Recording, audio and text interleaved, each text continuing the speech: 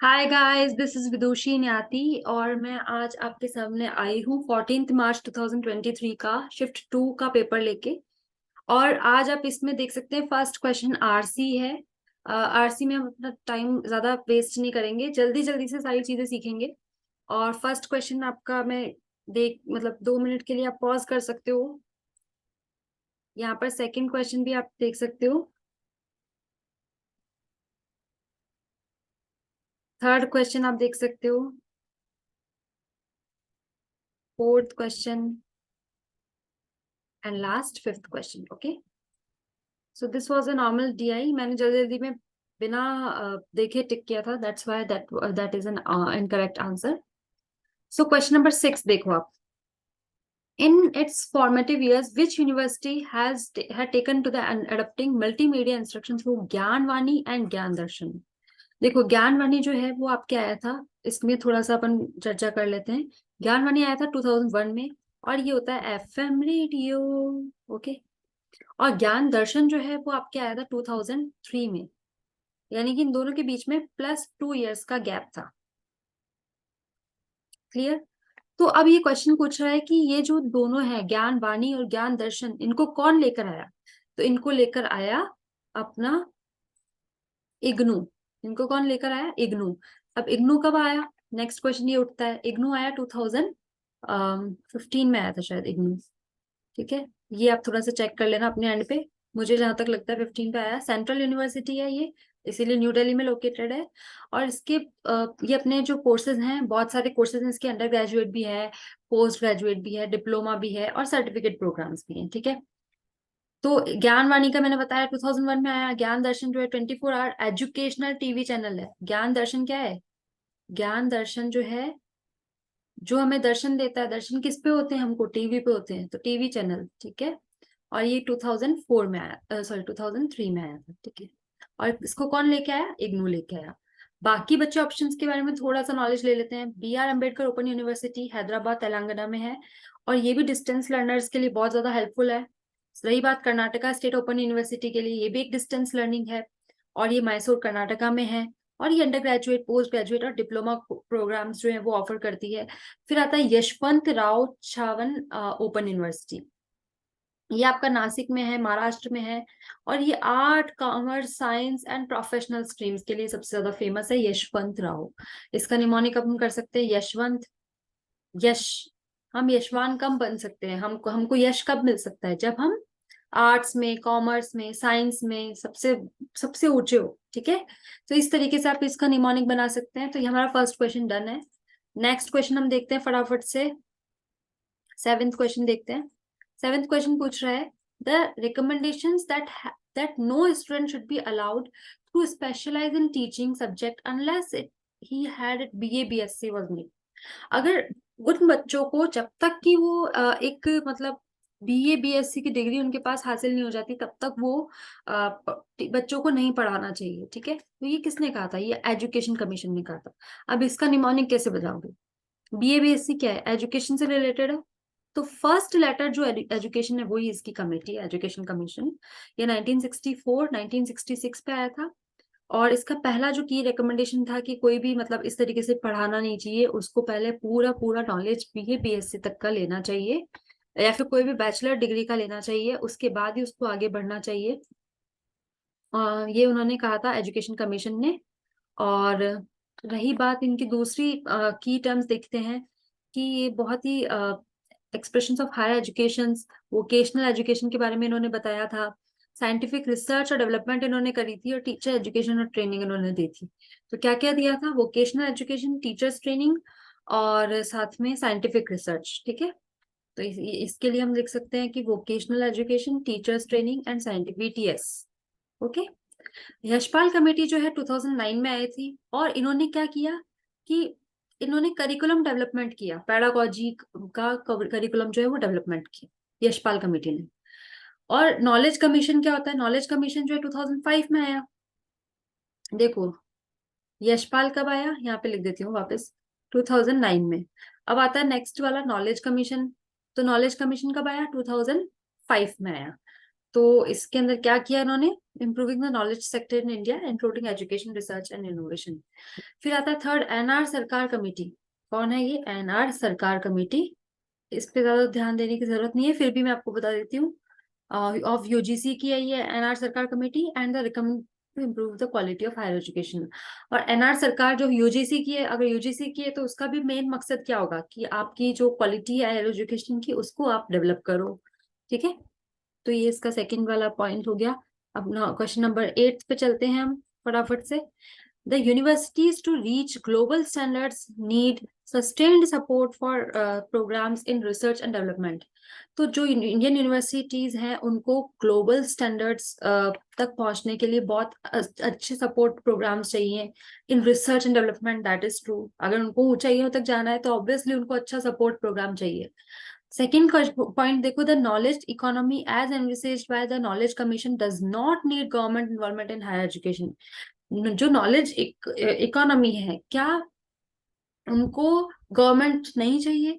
देखो इसके बारे में अब थोड़ा सा डिटेल पढ़ना चाहे तो देखो, सस्टेन्ड जो ये है, sustained support for programmes in research and development is essential for Indian universities. Indian universities के लिए क्या है, वो एसेंशियल है। लेकिन सेकंड वाला जो है डज नॉट नीड, ये फॉल्स है।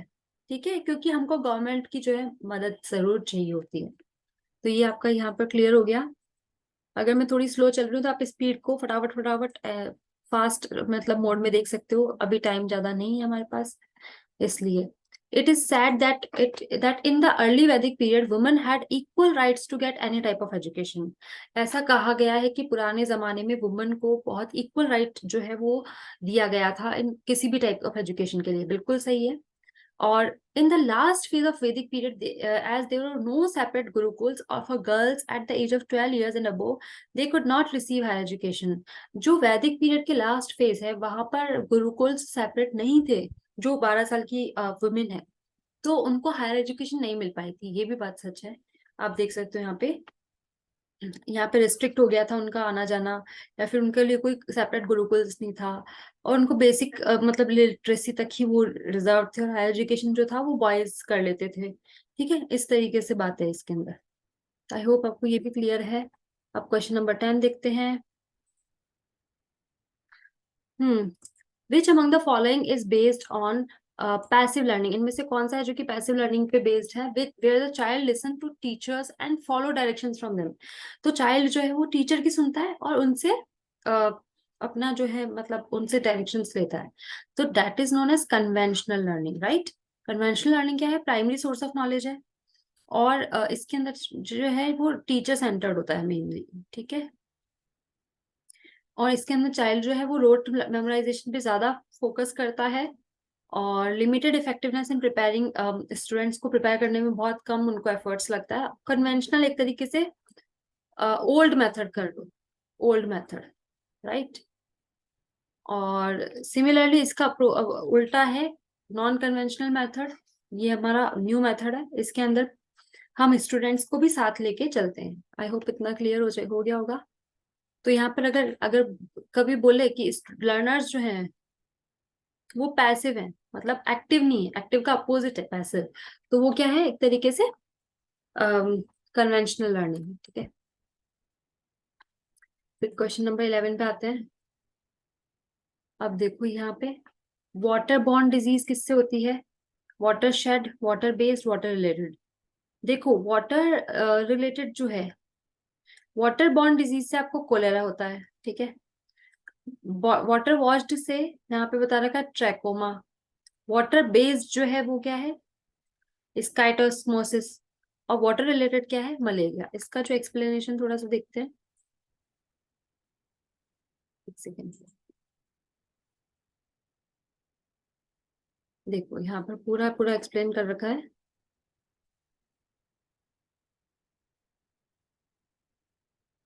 ठीक है, तो वाटर बॉर्न डिजीज क्या है? It are caused by pathogenic micro organisms that are transmitted through contaminated water. तो जो मतलब गंदे पानी से जो ट्रांसफर होते हैं, गंदा पानी, उसको हम बोलते हैं वाटर बॉर्न। वाटर के अंदर आपके गंदे मतलब कंटेमिनेशन बॉर्न हो रहा है, ठीक है। तो इसका बहुत सारी चीजें होती है, जैसे कि कॉलेरा, टाइफाइड, डिसेंट्री, ये सारी चीजें इसके अंदर होती है, ठीक है। उसके बाद अब आपके पास आता है ये वाटर वॉश्ड। वाटर वॉश्ड किसे कहते हैं? वाटर वॉश्ड होता है, water wash disease are caused by poor hygiene and sanitation practice and are not related to water directly. आपके हाथ अच्छे से नहीं धो पा रहे हो, ठीक है, आप अच्छे से वॉश नहीं कर पा रहे हो अपने आपको, तो आपको क्या डिजीज हो सकती है? ट्रैकोमा। क्या डिजीज हो सकती है इसके अंदर? बैक्टीरियल डिजीज हो सकती है जिसका नाम है ट्रैकोमा। अब आप नीचे देखो, वाटर बेस्ड जो होती है वो कौन सी होती है? that are transmitted through contact with water based media such as mist। मतलब पानी के अंदर जो कुछ ऐसे मीडियाज है वो आपके कहीं और ट्रांसफर हो रहे हैं, that is known as water based. पानी से बेस्ड जो आपके डिजीजेस होती हैं इसको बोलते हैं स्काइस्टोमोसिस, ठीक है। और ये किससे होता है? पैरासिटिक वॉर्म्स से होता है।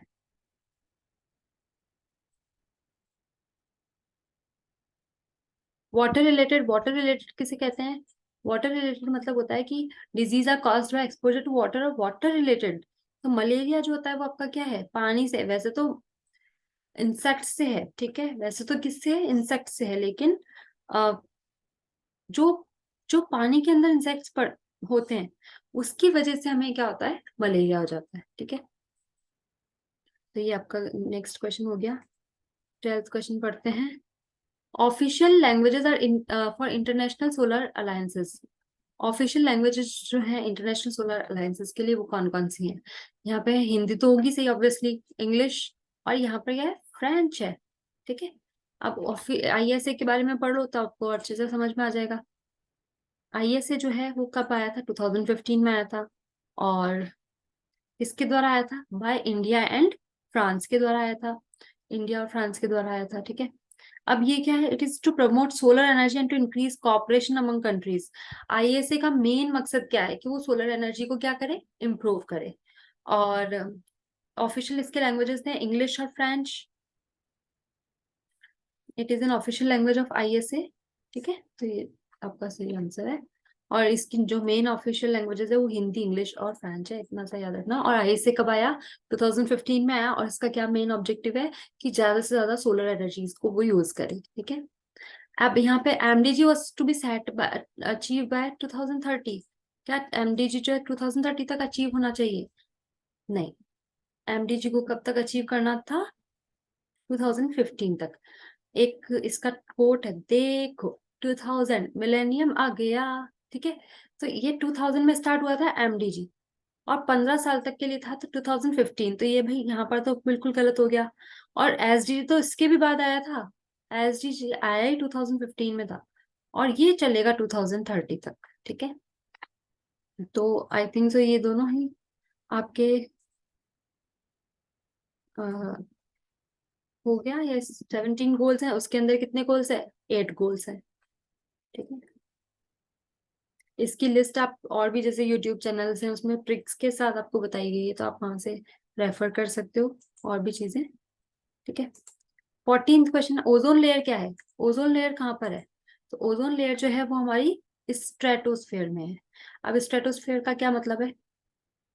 स्ट्रेटोस्फेयर में है यानी कि अ, जो कि 10 to 15 किलोमीटर अबोव अर्थ की सरफेस, जैसे ये अर्थ है उसके भी 10 से 15 किलोमीटर बाद जो स्ट्रेटोस्फेयर है वहां हमारी क्या है? ओजोन लेयर है, यानी कि अप टू 50 किलोमीटर्स तक।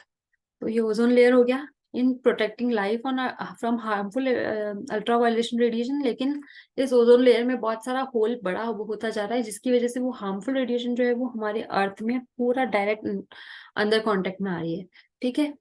और polar such as chlorofluorocarbons and ozone depletions। बाकी थर्मोस्फेयर किसे कहते हैं? contains the ionosphere and is where orcos occur। Mesosphere किसे कहते हैं? बाकी तो इतना इतना लेने की जरूरत नहीं। बाकी ओजोन लेयर किसमें है? ये आपका स्ट्रेटोस्फेयर में है, ठीक है। ओजोन लेयर कहाँ पे है? स्ट्रेटोस्फेयर में। आई होप ये क्लियर है।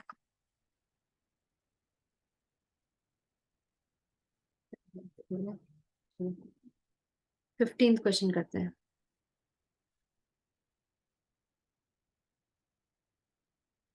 एक second.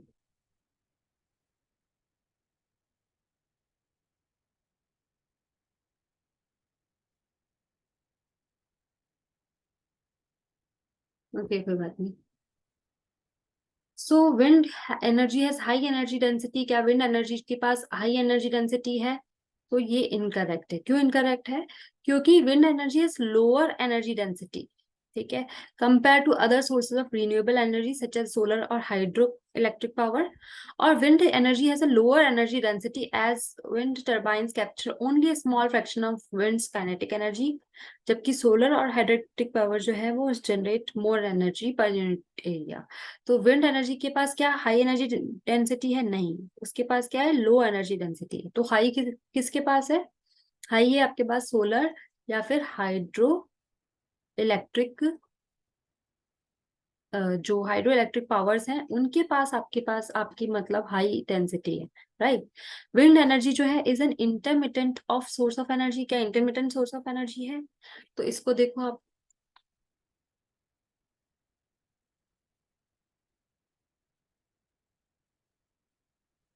Yes, it is intermittent source of energy. कैसे है? Because it is availability and production levels can be based on the strength and consistency of the wind. तो ये आपका क्या है? Intermittent source of energy है,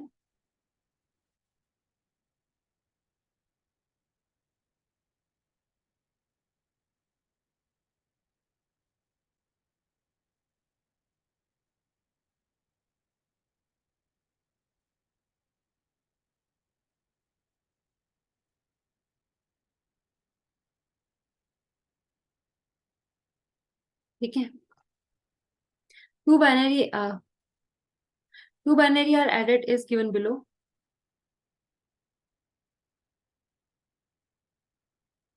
ठीक है, दो बाइनरी जो है वो एडेड हो रखे हैं, 0।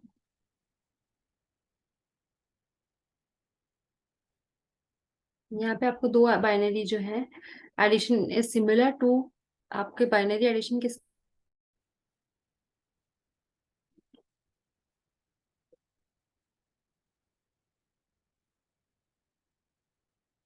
तो हम यहाँ तक आ गए थे। हाँ, तो बाइनरी जो है वो कैसे आप कर सकते हो? It is addition to similar to decimal addition. कैसे? अम देखो यहाँ पे दे रखा है 0 B 0 1, इसमें आपको Z 1 1 A आपको ऐड करना है, ठीक है। तो आप क्या करोगे? Same, if sum of two digits 2 is then the result is 0, you can carry over 1। ठीक है, सिंपल है। 1 और A है तो ये आप करोगे, 0 और 1 है तो यहाँ पर क्या करोगे?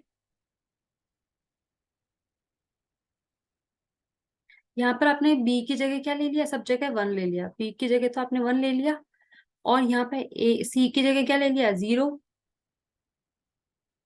1 1 और ये A, ठीक है, क्योंकि यहाँ पर ये वैल्यूज दे रखी है।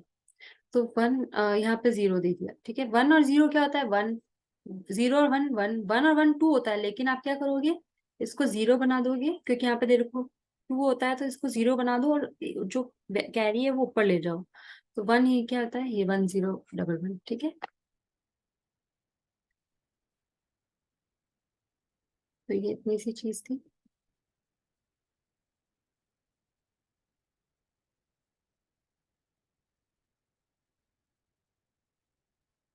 ठीक है। 17th क्वेश्चन क्या है? इन computer networking which type of wired transmission medium has a core of refined glass. किस तरीके का जो वायर्ड ट्रांसमिशन मीडियम है उसके अंदर रिफाइंड ग्लास होती है? तो ऑप्टिक फाइबर। ऑप्टिक फाइबर एक तरीके का वायर ट्रांसमिशन मीडियम है जिसके अंदर मतलब रिफाइंड ग्लास होती है, लाइट सिग्नल्स होते हैं, ठीक है। और तो इतना कुछ खास नहीं है, कोएक्सिबल सिंटर, ठीक है। फिर भी आप इसको पढ़ लेना और अच्छे से। फिर आता है आपके पास, what are the advantages of dynamic RAMs और over static RAMs. Dynamic RAMs और स्टैटिक रैम्स के एडवांटेजेस बताओ। तो देखो, they are much less expensive to compare to S RAM. Static RAM के हिसाब से वो बहुत ही कम खर्चीले होते हैं, सही बात है। दे कंज्यूम लेस पावर, अगर कम खर्चीले हैं तो कम पावर भी यूज करेंगे, मतलब उनका जो वॉल्ट है वो भी कम होगा, ठीक है। और फिर आता है they have higher storage capacity than RAM, S RAM. हाँ, तो उनकी जो है कैपेसिटी थोड़ी सी एस रैम से ज्यादा होती है। इसके फीचर्स के बारे में नीचे पूरा अच्छे से लिखा हुआ है, ये देखो। तो जो ये एस डी रैम होता है, dynamic RAM, it is a volatile memory और it has a capacitor, while static RAM जो है वो वॉलेटाइल मेमोरी है। डी रैम भी वॉलेटाइल मेमोरी है, स्टैटिक रैम भी वॉलेटाइल मेमोरी है, लेकिन इसके अंदर तो क्या है, कैपेसिटर है, इसके अंदर क्या है, फ्लिप फ्लॉप सर्किट है, याद रखना। तो डी रैम के अंदर तो क्या है, कैपेसिटर, और एस रैम के अंदर क्या है, फ्लिप फ्लॉप, फ्लिप फ्लॉप का सर्किट।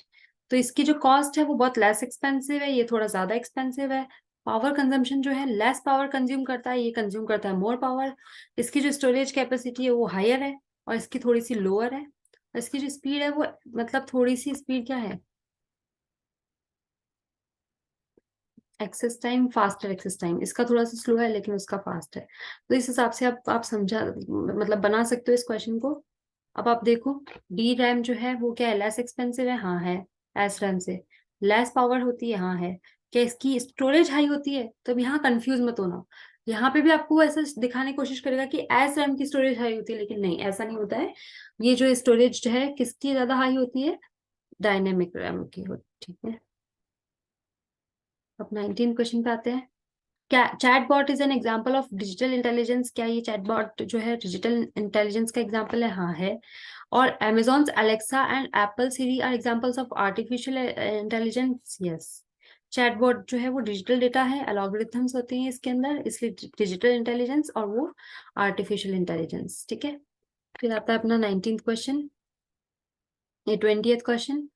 ये आपको दे रखा है MS एक्सेल, फॉर्मूला इसका बताना है। B11, sum B to B11 is less than 50 D to D11. In cell D12, will add up the total marks for all the students whose test marks 1 are less than 50. यहाँ पर आपको बताना है कि B2 और B11 की जो cell में, मतलब D2 और D11 की सेल में 50 से जो भी कम मार्क्स आए हैं, तो लेस 50, यहाँ पे आपको ये पूरा इस तरीके से करना पड़ेगा, इज इक्वल टू सम, फिर B2 B11 लिखो, less than 50, D2 ratio D11। तो इससे क्या होगा कि जितने भी मार्क्स 50 से कम है वो सारे आ जाएंगे। और यहाँ पर अब आपको दे रखा है 200, 3, 4, 8, 10 और लेस देन 50, तो ये क्या है, मार्क्स इनके आ चुके हैं, ये देखो जो भी लेस देन 50 के है।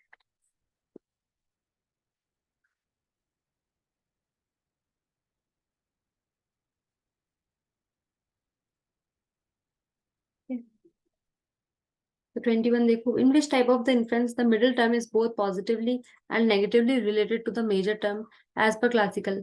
जो मिडिल टर्म है, मिडिल टर्म पहली बात कौन कौन सी होती है, मिडिल टर्म उतनी होती है, माइनर, मेजर, मिडिल, साध्या, लिंगी, उसको बोलते हैं प्रबंधन, ये सारी चीजें जो होती हैं मिडिल टर्म्स होती हैं, ठीक है। और ठीक है, इसके अंदर क्या बोल रहा है, is both positively and negatively related to each other, ठीक है। तो ये देखो, जब पॉजिटिवली और नेगेटिवली एक साथ होता है तो वो क्या होती है, व्यतिरेकी। तो केवल अनवाई होती है जो वो पॉजिटिव होती है, केवल व्यतिरेकी होती है तो वो नेगेटिव। भाई तेरा की है, ठीक है, तेरा क्या जा रहा है, तो ये नेगेटिव वर्ड हो गया और ये पॉजिटिव हो गया, तो ये दोनों इनको मिला के क्या हो गया, पॉजिटिव हो गया। देखो positive, ठीक है। 17 हो गया, अनोटेशन 22। फिर no lion are herbivores animals is given as true, then which of the following can be inferred as false? तो देखो ये ए, अब थोड़ा बहुत आपको नॉलेज में होगा, ये थोड़ा बहुत इस तरीके से करना है, लास्ट टाइम की प्रैक्टिस है ये हमारी। A, E, I, O statements can be immediately inferred to be true. True कैसे हो सकता है, अगर इसको हम नो वाले को ट्रू बोलते हैं तो इनमें से कौन सा है कि फॉल्स, वो ये तो फॉल्स हो जाएगा। तो सम नॉट वालों को तो देखो ही मत, both can not be true together, तो ये फॉल्स हो गया। तो ये ऑल वालों को भी मत देखो। और ट्रुथ डाउनवर्ड्स, फॉल्स अपवर्ड्स, तो ये जो है ट्रुथ डाउनवर्ड्स, यहाँ पर आपका जो some lions are not herbivores, ये जो है, यहाँ पे क्या है, some lion are not carnivorous, तो कार्निवरस भी तो गलत हो गया, some lions are not herbivorous animals, तो वो आपका बिल्कुल सही हो जाएगा, ठीक है। फिर आता 23rd question, which of the following statements are logically equivalent, इनमें से कौन से स्टेटमेंट्स ऐसे हैं जो कि लॉजिकली इक्विवेलेंट है। तो देखो आपके देखा जाए तो लॉजिकली इक्विवेलेंट कौन से हैं। सपोज करो आपने ये ले लिया ए, नहीं ए ई आई ओ, नहीं इसको इस तरीके से नहीं करना। No lions are herbivorous animals, आपने एक स्टेटमेंट ले लिया। अब इससे आप क्या कह सकते हो कि कौन कौन इक्वल हो सकते हैं। No herbivorous lion animals are lions, देखो मैं नो ए आर बी, कोई भी ए जो है वो बी नहीं है, तो मैं ऐसे भी तो लिख सकती हूँ कि कोई भी बी ए नहीं है, तो नो बी आर ए भी लिख सकती हूँ। तो ये दोनों सही हो गए, अपोजिट ही है बस। ए और बी तो आ ही गया, इससे से पता चल गया कि सी भी है। सी भी देख लो, all lions are non herbivorous, तो ऑल लायंस। अब देखो ये क्या हो गया एक तरीके से, इसको कर दिया conversion, some lions are herbivorous, ठीक है। तो ये आपका सी वाला हो गया। और वैसे भी ए और बी से ही आ रहा है आपका आंसर, ठीक है। अब नेक्स्ट पढ़ते हैं, which of the following statements are contrary to each other as per traditional square of opposition। जो आपके कॉन्ट्राडिक्टरी हो, सबसे पहले तो आपको सोचना चाहिए कि कॉन्ट्राडिक्टरी कौन सा होता है। ए ई आई ओ है, ये वाला जो है कॉन्ट्राडिक्टरी होता है, या फिर ये वाला जो है कॉन्ट्राडिक्टरी होता है, ठीक है। तो अब इसमें जैसे ऑल प्लांट्स आर ऑक्सीजन, इसको लें तो इसके साथ क्या होगा, some plants are not oxygen producers.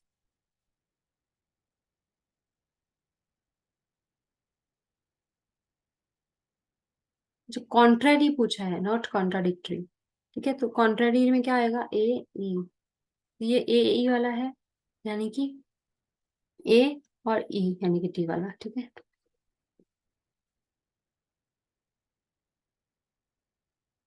Which informal fallacy is committed in the following statements?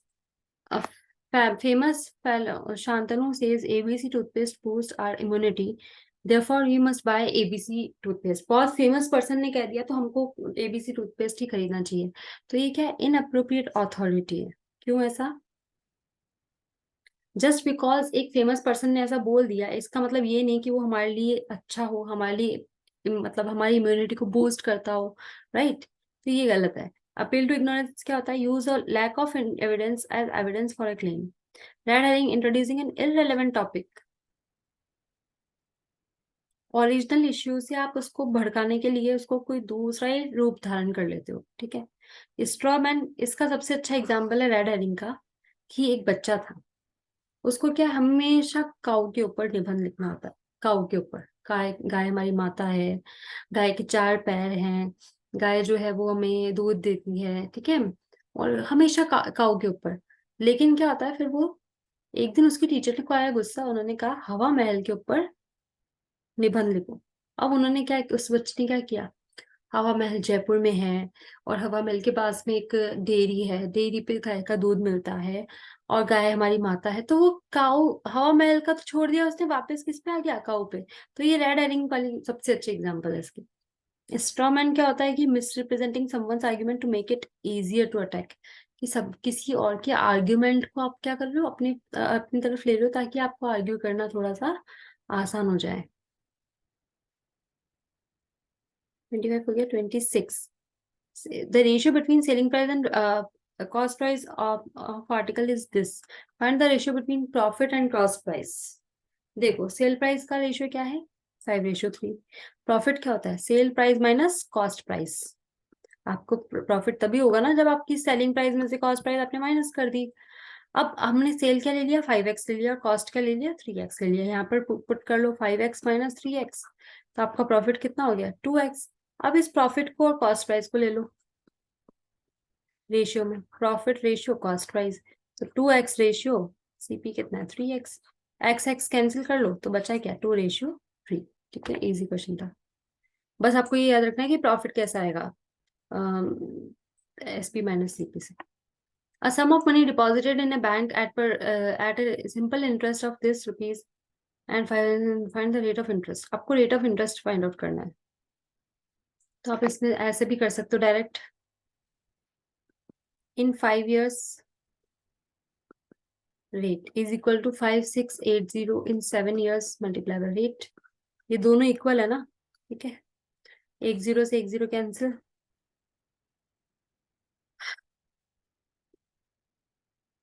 तो ये क्या हो गया, 520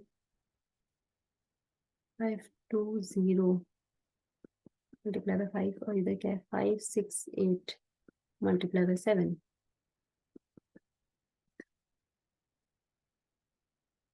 तो ये क्या हो गया, आप इसको किससे काट सकते हो,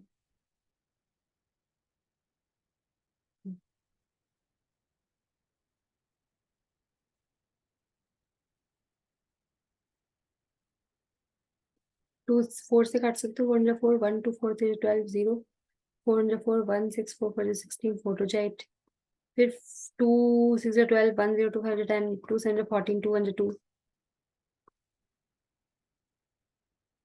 65 5 जा 65 multiply by 5 upon 71 multiply by 7।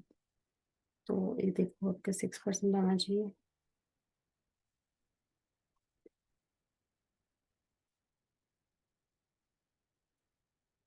0.322032 को 6 से करो,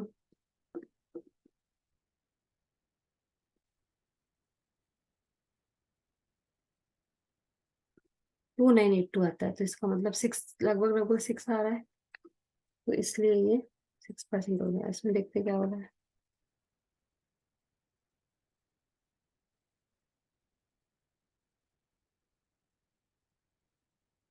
SI फॉर 2 years दे रखा है 480, SI फॉर 1 year दे रखा है 240, तो दोनों की इक्वेशन को इक्वल रखिए, इसके बाद आपकी SI की वैल्यू आ गई 6%, ठीक है।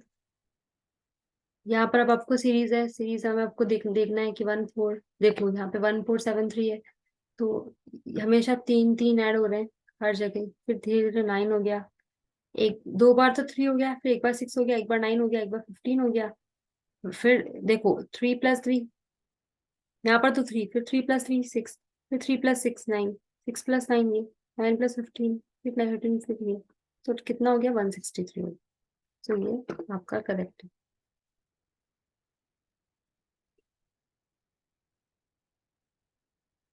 In it is a certain code, it is dark outside it and is coded as La Sakatu, ठीक है, और it is still raining is coded as Sa La Risa,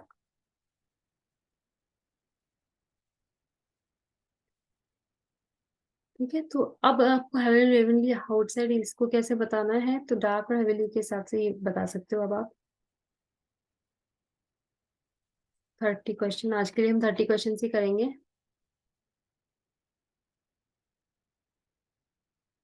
यहाँ पे बोला है the age of 2 sisters A and B are in the ratio 7:6, and उनका ratio है after 12 years, उनका क्या रेशियो जाएगा, देखो 7x और 6x है अभी उनका रेशियो, 12 साल बाद उनका रेशियो क्या बन जाएगा, 9:8, क्रॉस मल्टीप्लाई करोगे इसको तो आंसर 6x आ जाएगा, 6 ईयर्स आ जाएगा, ठीक है। तो that's it for today guys, bye, take care.